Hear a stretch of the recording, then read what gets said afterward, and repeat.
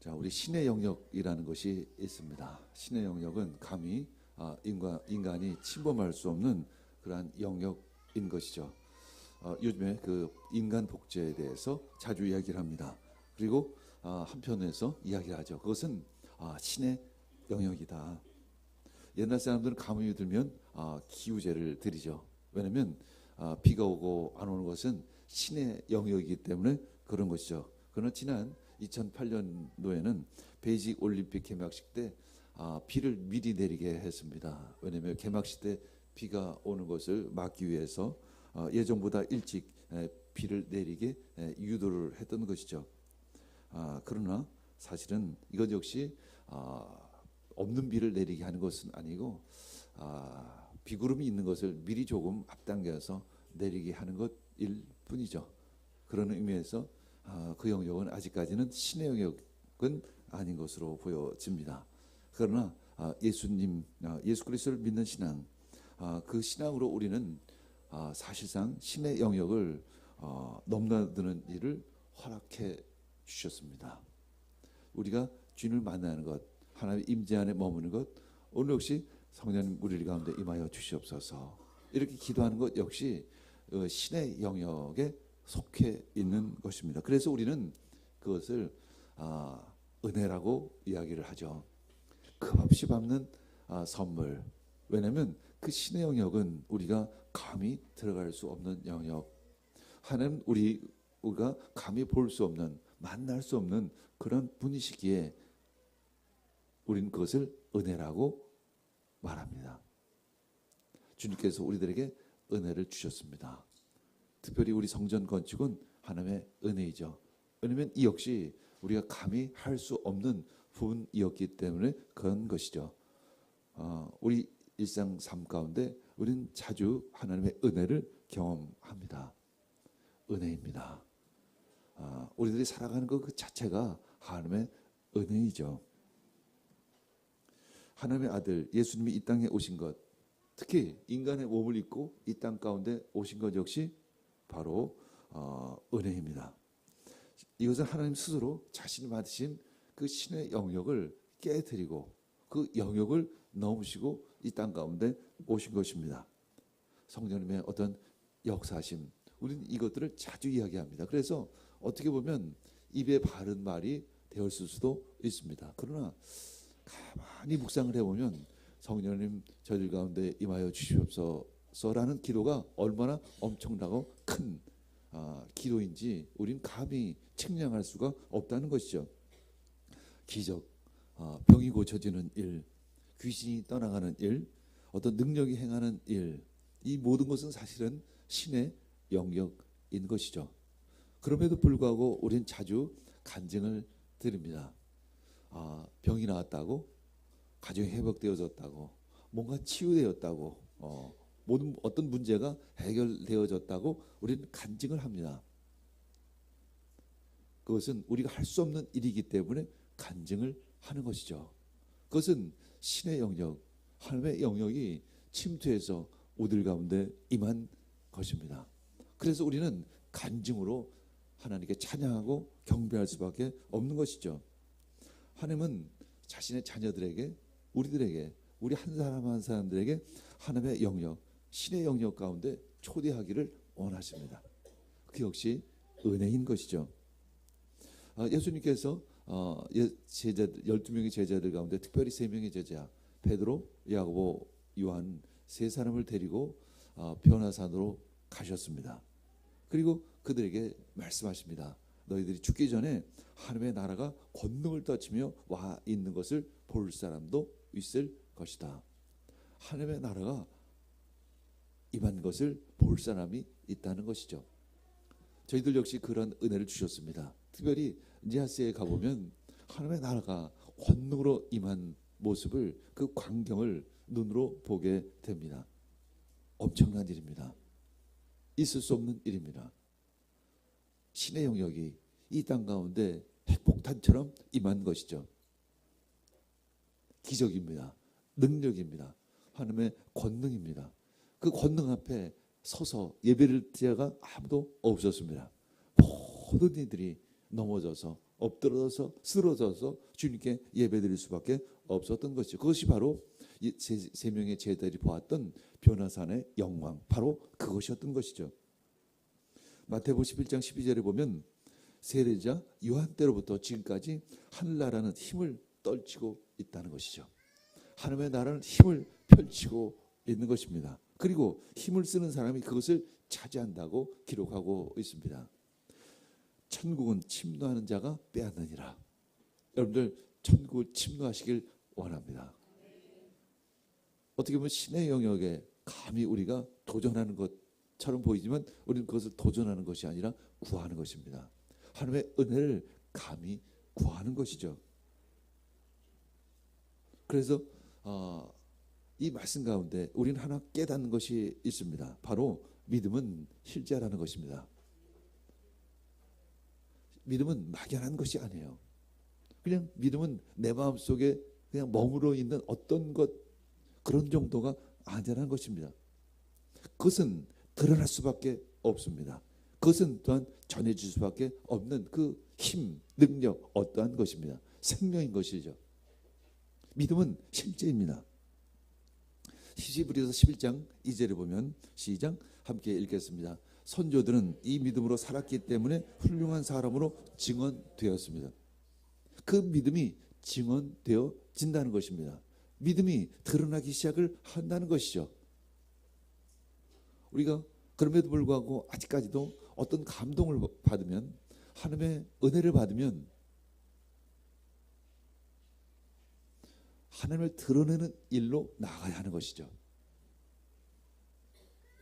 머무는 것이 아닙니다. 뭔가 내가 변화되어져야겠다 생각하면 신학 공부하려고 합니다. 뭔가 내가 변화되어지려고 하면 성경 공부하는 것으로 멈추려고 합니다. 그건 역시 자신이 얻는 것이지 하나님께 드리는 영역은 아닙니다. 우리는 그것을 분명히 해야만 해요. 하나님께 드리는 것과 하나님께 받는 것. 성경 공부를 하면 마치 하나님께 내가 뭐가 귀한 것을 드리는 것처럼 착각을 합니다. 아닙니다. 받는 것입니다. 말씀 묵상하는 것 받는 것이죠. 하나님께 드리는 것이 아닙니다. 내가 경건생활을 하는 것 나를 위해서 하는 것이지 하나님을 위해서 하는 것이 아닙니다. 우리는 하나님께 받은 은혜가 있으면 하나님께 드리는 것이 있어야 하는 것이죠. 하나님께 드리기를 축복합니다. 그때 우리들의 믿음의 진보가 있습니다. 그때 우리들의 믿음이 드러나기 시작을 하는 것이죠. 증거가 되어지기 시작합니다. 이 증거라는 말은 헬라어로 엘렌코스라는 법률 용어를 사용하고 있습니다. 객관적인 증거가 있어야 한다는 거죠. 누가 보아도 확실한 증거로 드러나야만 한다는 것이죠. 믿음은 바로 그러한 것입니다. 믿음은 숨겨져 있지만 때가 되면 분명히 그것은 드러나게끔 되어져 있는 것이죠. 믿는 사람에게는 이런 표정이 따를 것인데 곧 그들은 내 이름으로 귀신을 쫓아내며 새 방언으로 말하며 손으로 뱀을 집어들며 독약을 마실지라도 절대로 해를 입지 않으며 아픈 사람에게 손을 얹으면 나을 것이다 라는 것입니다. 믿는 사람에게는 이러한 표적이 따를 것이라는 것입니다. 뭔가 드러나기 시작을 한다는 거죠. 나로부터 뭔가 드러나지 않는다면 내 믿음에 뭔가 내가 스스로 제한하는 것이 있다라고 스스로 여기기를 원합니다. 믿는 사람에겐 표적이 일어나야만 합니다. 어떤 증거가 나타나기 시작을 해야만 하는 것이죠. 귀신이 떠나갑니다. 새 방언이 열립니다. 이렇게 초자연적인 기적들이 일어나기 시작을 하는 것입니다. 마태복음 28장 18절 읽겠습니다. 예수께서 다가와서 그들에게 말씀하셨다. 난 하늘과 땅의 모든 권세를 받았다. 제자들에게 이렇게 말씀하고 있습니다. 왜 굳이 예수님께서 제자들에게 하늘과 땅의 권세를 내가 받았다라고 말씀하실까? 이미 받으신 것인데 그것은 바로 하늘과 땅의 권세를 내가 너희들과 나누겠다라는 그런 의미를 담고 있는 것입니다. 하늘과 땅의 권세, 신의 권세, 하나님의 능력을 주님께서 우리들과 나누겠다 말씀하고 계십니다. 하늘과 땅의 권세는 바로 하나님의 말씀으로부터 나옵니다. 태초에 하나님이 천지를 창조하시니라. 하나님께 말씀으로 이 우주 만물을 만드셨습니다. 창조하셨습니다. 하나님의 말씀에는 능력이 있습니다. 그 안에는 생명이 있습니다. 그 말씀, 바로 우주 만물을 창조하신 바로 그 말씀이라는 것이죠. 예수님은 그 하나님의 말씀을 이루셨습니다. 어떻게 이루셨을까요? 바로 십자가에 못 박혀 죽으심으로 말미암아 하나님의 말씀을 자신의 몸으로 이루셨습니다. 성취하셨습니다. 그래서 그 몸이 부활하신 것입니다. 아주 심플합니다. 하나님의 말씀은 아주 단순합니다. 하나님의 말씀은 진짜 깔끔합니다. 복잡하지가 않습니다. 왜 하나님의 말씀이 어렵게 느껴질까요? 왜냐하면 아직 내가 순종의 자리로 들어가지 않고 있기 때문에 그런 것이죠. 그 말씀 안으로 들어가지 않기 때문에 그런 것입니다. 말씀 안에서 그 말씀을 바라보면 막연하고 희미하고 마치 안개 속을 걷는 것과 같습니다. 안개가 자욱합니다. 앞에 어떤 물체가 있는지 도무지 알아볼 수가 없습니다. 그때 우리는 어떻게 해야 할까요? 안개가 걷히기를 기다려야 할까요? 뭐 그런 방법도 있을 것입니다. 근데 문제는 안개가 안 걷힌다면 어떻게 해야 될까요? 평생 안개가 걷히기를 기다리기보다 나는 한 발자국 앞으로 나아갈 것입니다. 아니 10발자국 앞으로 나아갈 것입니다. 그때 분명치 않았던 것들이 분명하게 보일 것입니다. 그것은 공부로 되어지는 것이 아니라 깨달음으로 되어지는 것입니다. 깨달음은 순종으로 말미암아 시작되어지는 것입니다. 예수님께서 몸으로 십자가에 못 박히셨습니다. 예수님께서 말로만 십자가에 못 박히신 것이 아닙니다. 자신의 몸을 들여서 십자가에 못 박혀 죽으신 것입니다. 몸을 들이시기를 원합니다. 몸을 드릴 때, 드릴 수 없는 것을 드릴 때 깨달아지기 시작을 합니다. 알지 못했던 깨달아지지 못했던 그 말씀들이 살아 움직이기 시작을 합니다. 그것이 바로 생명의 말씀들로 살아 움직이기 시작을 하는 것이죠. 그것이 바로 말씀의 비밀입니다. 말씀은 비밀입니다. 닫혀져 있는 것처럼 느껴집니다. 순종하지 않으면 영원히 닫혀 있을 것입니다. 우리가 그러나 순종할 때 그 비밀이 열려지기 시작을 하는 거죠. 왜냐하면 순종이라는 것은 그 비밀 앞으로 한 걸음 나아가는 것이기 때문에 그런 것이죠. 우리는 그 비밀로 나아가야 합니다. 그때 그 비밀이 열려지기 시작을 합니다. 요즘에 그 물건이나 뭐 음식이나 이런 것들을 사면 도대체 성분이 도대체 무엇인지를 이제 보려고 이렇게 보면 이제 눈이 나빠져가지고 잘 보이지가 않아요. 더군다나 성분 표시는 너무나도 작아서 깨알처럼 작아서 보이지가 않습니다. 그때 요즘에 스마트폰을 대놓고 카메라로 찍어서 확대를 해서 보면 보이죠. 마치 그렇게 보이지 않던 것들이 가까이 가면 보이게 됩니다. 그것이 바로 순종의 비밀입니다. 이스라엘 백성들이 광야 40년을 광야에서 보낸 후에 젖과 꿀이 흐르는 가나안 땅을 건너갑니다. 그때 요단 강물에 발을 내디었을 때 그 강물은 멈추게 되어지는 것이죠. 그 요단 강물에 내 발을 담그지 않으면 요단 강물은 언제나 그저 요단 강분일 뿐입니다. 그저 강일 뿐이에요. 많은 이들에게 그 요단강은 그저 강일 뿐입니다.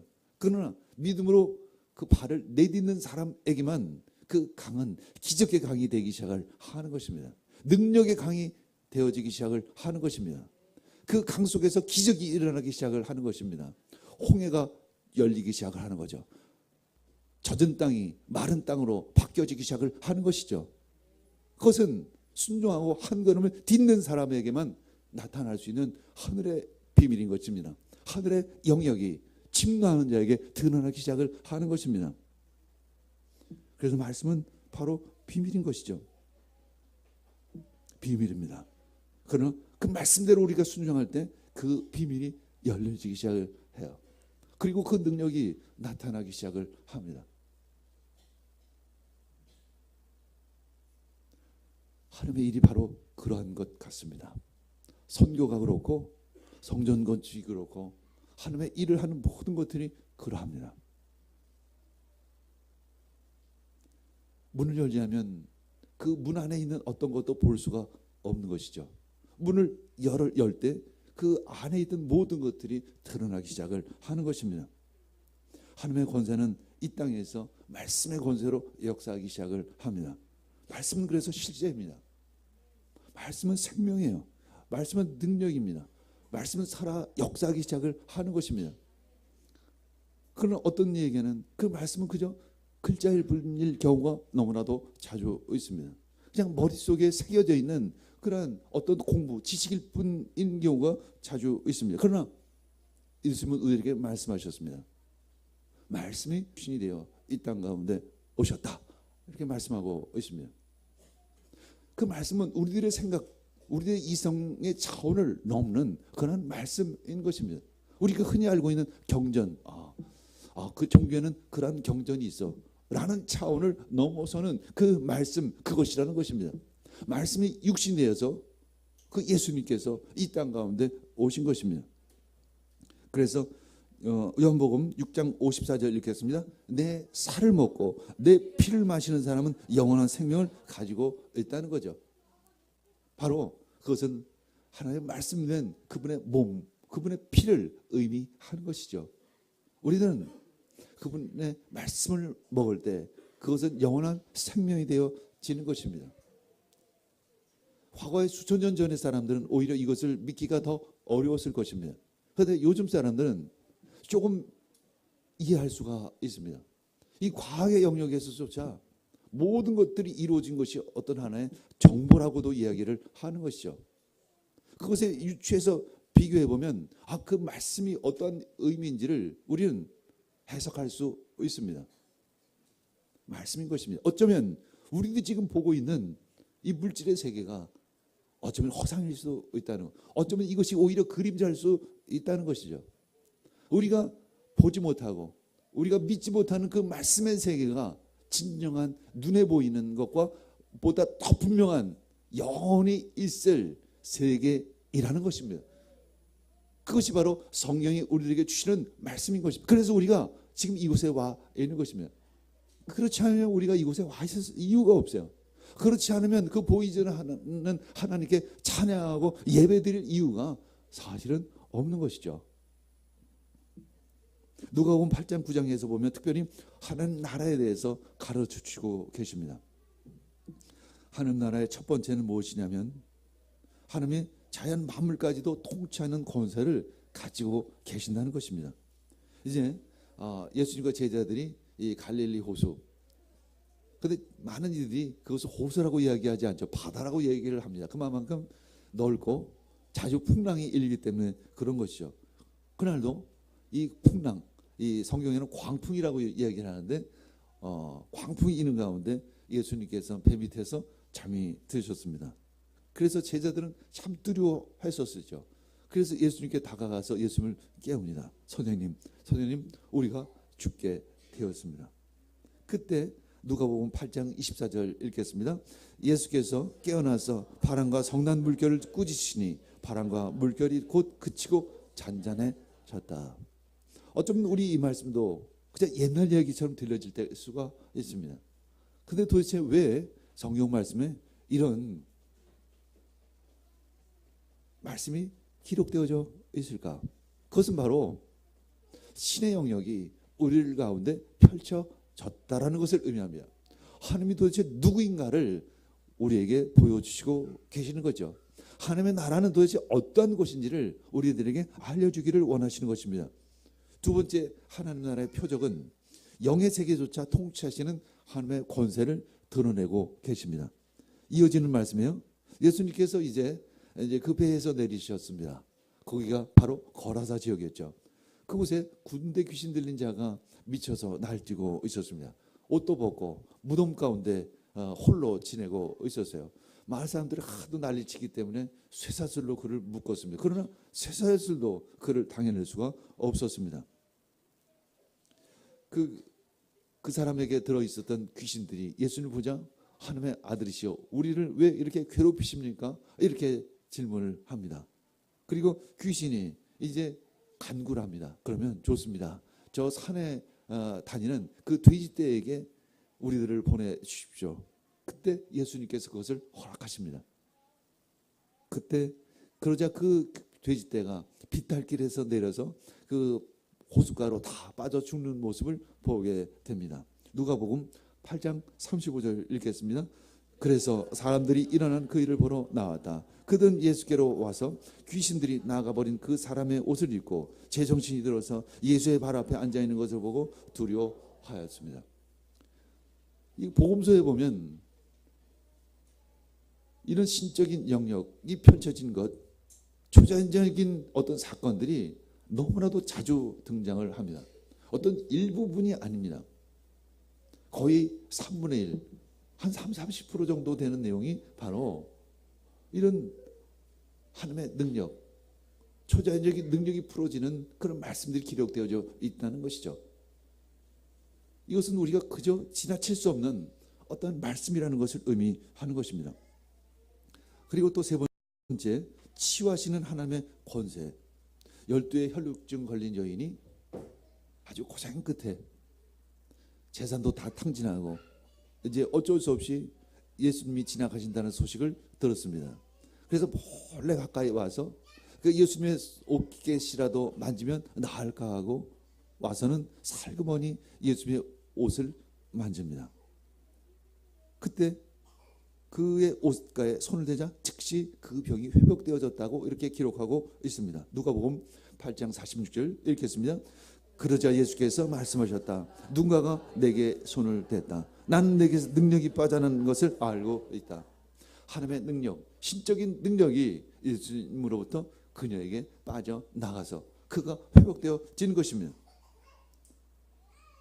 그때 그 여인이 자신이 손댄 이유를 설명을 합니다. 그때 예수님께서 그녀에게 말합니다. 딸아, 너의 믿음이 너를 구원하였으니 평안히 가라.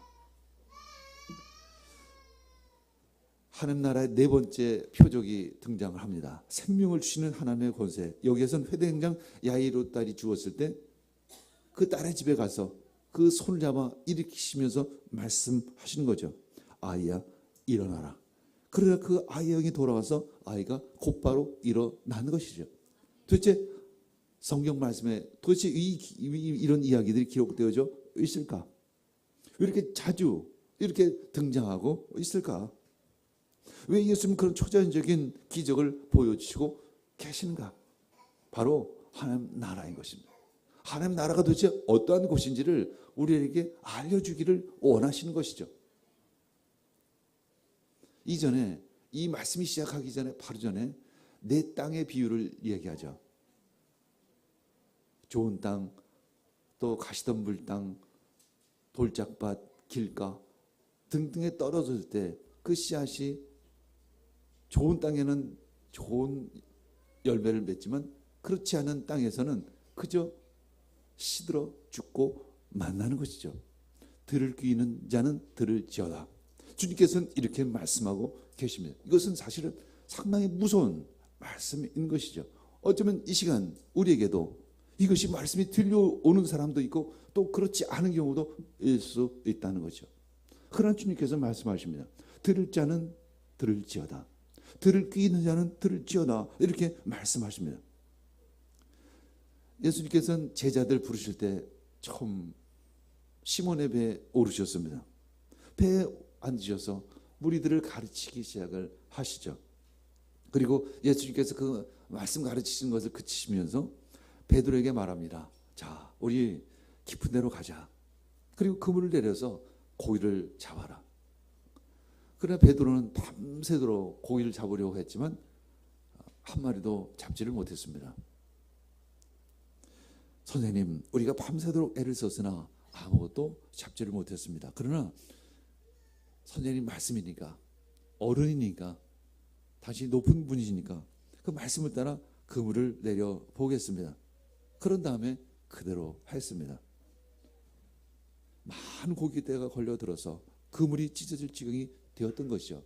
그때 시몬 베드로가 이것을 보고 예수님의 무릎 앞에 엎드려서 말합니다. 주님, 나에게서 떠나 주십시오. 나는 죄인입니다. 왜 베드로는 예수님 말씀이 이루어졌는데 그래서 많은 물고기를 잡을 수 있었는데 나는 죄인입니다 라고 고백을 할까요? 베드로는 그때 하나님을 본 것입니다.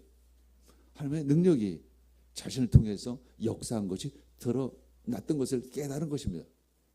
그래서 그는 하나님 앞에 무릎을 꿇을 수밖에 없었고 자신이 죄인이라는 것을 깨달을 수밖에 없었던 것이죠. 이것입니다. 하나님의 능력이 우리들 가운데 임할 때 우린 회개가 임하는 것이죠. 왜냐하면 내가 지금까지 알고 있었던 것들 얼마나 한낱 작은 아주 조각에 불과한 것인가를 베드로는 깨달았던 것이죠. 지금까지 살아왔던 인생의 경험들이 얼마나 보잘것없는 것이었던가를 베드로는 깨달았던 것입니다. 자기 자신이 얼마만큼 그 하나님 앞에 미미한 존재인지를 그는 깨달았던 것이죠. 그래서 그는 무릎을 꿇을 수밖에 없었습니다. 그리고 회개하는 것입니다. 하나님, 예수님, 나는 죄인입니다. 누가복음 9장 1절에서 2절 그리고 6절 읽겠습니다. 시작. 예수께서 그 12를 한자리에 불러놓으시고 모든 귀신을 제어하고 병을 고치는 능력과 권능을 주시고 하나님 나라를 선포하며 병든 사람을 고쳐주게 하며 그들을 보내시며 제자들 나아가서 여러 마을을 두루 다니시면서 곳곳에서 복을 전하며 병을 고쳤습니다. 예수님께서 이렇게 기적을 제자들에게 보여주신 이유가 몇 가지 있죠. 첫째는 하나님이 어떤 분이시라는 것, 예수 그리스도께서 어떤 분이시라는 것을 그들에게 알려주기를 원했습니다. 두 번째는 하나님의 나라가 도대체 어떠한 곳인지를 알려주기를 원했습니다. 세 번째는 그것으로 끝나는 것이 아니라 제자들 너희들도 그 하늘과 땅의 권세를 받아 하나님을 전할 수 있어야 한다는 것입니다. 그것은 12명의 제자들에게만 주신 말씀이 아니라 우리들 모두에게 주시는 말씀인 것입니다. 이 대한민국을 보면 진짜 기적입니다. 우리 세상 사람들이 세계의 모든 사람이 놀라는 것이죠. 도대체 그렇게 가난했던 또 대한민국 저 땅이 어떻게 저렇게 부유한 나라가 될 수 있을까? 일본 식민지, 한국전쟁 등등을 거쳤음에도 불구하고 저 나라가 어떻게 저렇게 우뚝 설 수 있었을까? 그것은 하나님의 은혜다 라고밖에는 이야기할 수가 없는 것이죠. 그리고 어떤 이는 말합니다. 새벽 기도의 힘이다. 어쨌거나 신앙의 힘이었던 것입니다. 하나님께서 우리들 모두에게 축복을 주신 것입니다. 이 세성전을 보면 역시 하나님의 손길이라는 것밖에는 우리는 감히 이야기할 수밖에 없습니다. 어떻게 사람이 할 수 없는 일, 그것을 하나님이 우리를 통해서 하신 것입니다. 하나님의 능력이 나타났습니다. 하나님은 우리에게 하늘과 땅의 복을 주시기를 원하십니다. 하늘의 영역에 있는 것들을 우리들에게 부어주기를 원하십니다. 그 중에 가장 귀한 선물이 바로 성령님이시죠. 주님의 성령 지금 이곳에 임하시옵소서. 우리는 그렇게 기도를 하는 것입니다. 사실 이것은 엄청난 기도이죠. 사실은 엄청난 기도입니다. 하늘의 영역에 계신 분을 우리는 초청하는 것이죠. 주님의 성령 지금 이곳에 임하시옵소서.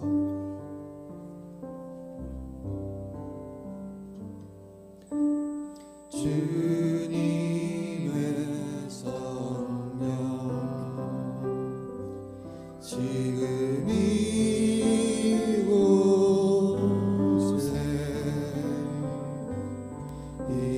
임하소서.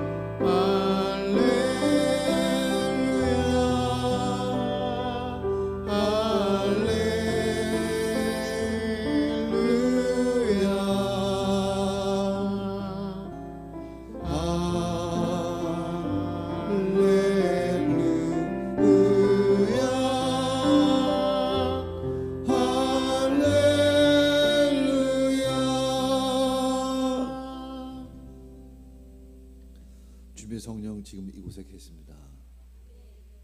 이것은 바로 하늘의 영역에 계신 분이 이 땅 가운데 우리를 가운데 임했다는 엄청난 고백이 되어지는 것입니다. 그래서 우리는 그 하나님의 나라를 전파할 수 있는 것이죠. 그렇게 예수님은 제자들에게 하나님의 능력, 하나님의 나라를 보여주기를 원하셨던 것이죠. 그래야만 전할 수 있기 때문에 그런 것이죠. 경험한 자만이 전할 수 있습니다. 그래서 순종한 자만이 또한 전할 수 있는 것이죠. 머릿속에 있어서는 전할 수가 없습니다. 자신이 경험해 봐야 그것이 간증으로 입에서 튀어나오기 시작을 하는 것입니다. 결국 성령 충만을 받은 제자들은 이렇게 말합니다. 특별히 베드로가 요한과 함께 그 성전 미문에 갔을 때 이렇게 고백하는 거죠. 은과 금은 내게 없으나 내게 있는 것을 그대에게 주니 나사렛 예수 그리스도의 이름으로 일어나 걸으시오. 이것은 이론이 아니라 실제인 것입니다. 믿음은 실제인 것이죠. 믿음은 드러나게 되어져 있습니다. 감춰진 것은 열리게끔 되어져 있는 것이죠. 우리는 그 하나님의 권세를 사용해서 예수 그리스도를 드러내야 하는 것입니다. 하나님의 나라가 이 땅 가운데 임했음을 선포해야 하는 것입니다. 믿음은 바로 하나님의 생명을, 하나님의 능력을 받아들이려 결단하는 것입니다. 우리는 지금 믿음을 가지고 있습니다. 우리는 지금 하나님의 자녀입니다. 하나님의 자녀면 상속자요, 하나님의 능력을 받은 상속자인 것입니다. 이제 하나님은 우리들의 믿음을 통해서 하나님의 그 초자연적인 능력을 풀어주기 시작을 하는 것입니다. 이 능력이 여러분들 직장 가운데, 여러분들 사업장 가운데, 여러분들 가정 가운데, 여러분들 삶 가운데 풀어지기를 축복합니다. 어쩌면 우리들이 느끼지 못하는 사이에 그 능력이 풀어질 수도 있습니다. 그러나 우리는 그것을 보고 느끼고 감각해야 합니다. 그래야만 또한 우리가 전할 수 있기 때문에 그런 것이죠. 그래야만 우리들이 그 믿음이 더 충만해질 수 있기 때문에 그런 것입니다. 믿음의 눈으로 오늘부터 우리의 삶의 여정을 가만히 들여다보시길 원합니다. 그때 아주 세미한 음성처럼 하나님의 능력이 우리들 가운데 풀어지는 것을 경험하게 될 것입니다. 하나님의 생명은 계속 흘러가야 합니다. 마치 강물이 멈추면 썩는 것처럼, 물이 고이면 썩는 것처럼 그 생명은 끊임없이 흘러가야 하는 것입니다. 그 하나님의 생명은 흘려보내야 합니다. 하나님이 주시는 물질은 흘려보내야 하는 것이죠. 하나님이 주시는 시간들은 흘려보내야 하는 것입니다. 하나님이 주신 말씀들은 흘려보내야 하는 것입니다. 그리고 그것이 전도이고 그것이 선교가 되어지는 것입니다. 그래서 성령을 바람이라고 표현하는 거죠. 그것을 물이라고 표현을 하는 것입니다. 왜냐하면 그것은 가만히 있지 않기 때문에 그런 것입니다. 우리 아기들 보면 가만히 있지를 못해요. 누워있는데도 가만히 있지를 못해요. 온 발을 꼼지락거리는데 그렇게 어른들이 하고 있으면 아마 1분만 해도 아마 지쳐서 쓰러질 것입니다. 왜 그렇게 꼼지락거리고 해도 움직일 수 있을까? 생명이 넘치기 때문에 그런 것이죠. 우리에겐 생명이 넘칩니다. 70, 80 먹으신 우리 분들도 지금 생명이 넘치고 있음을 선포합니다. 우리 장명숙 집사님에게도 생명이 넘치고 있음을 선포합니다. 우리 이매자 성도님에게도 생명이 넘치고 있음을 선포합니다. 우리 김우기 집사님 이제 얼마 지나서 수술을 받을 터인데 생명이 넘치기를 축복합니다. 하나님의 생명이 모든 질병을 떠나게끔 되어질 줄 믿습니다. 하나님의 생명이 여러분 사업장 가운데 충만하게 부어주시기를 원합니다. 우리는 끊임없이 구해야만 하죠. 요한복음 16장 24절 읽고 마치겠습니다. 지금까지 너희가 아무것도 내 이름으로 구하지 않았다. 구하라. 그러면 받을 것이다. 그래서 너희의 기쁨이 넘치게 될 것이다. 기쁨이 넘치게 될 것입니다. 하나님이 주시는 기쁨으로 여러분들의 삶을 살아가게 될 줄 믿습니다. 예수 그리스도의 이름으로 축복합니다. 하나님의 생명이 여러분들 삶 가운데 넘치게 부어지기를 원합니다. 시작됐습니다. 하나님의 능력이, 하나님의 생명이, 하나님의 축복이 시작되었음을 선포합니다. 우리 함께 기도하겠습니다. 주님 감사합니다. 오늘 말씀으로 하나님의 능력이, 하나님 나라가 열려졌음을 선포합니다. 천국은 침노한 자의 것이라고 말씀하셨습니다. 우리가 그 천국을 구하겠습니다. 하늘나라의 능력을 구하겠습니다. 주님 부어 주시옵소서. 지금까지는 너희가 아무것도 내 이름을 구하지 않았으나 구하라. 그러면 받을 것이다. 그래서 너희 기쁨이 넘치게 될 것이다. 아니 우리 모두의 기쁨, 하나님의 기쁨이 되어지기를 원합니다. 이 모든 말씀 예수님의 이름으로 기도합니다. 아멘.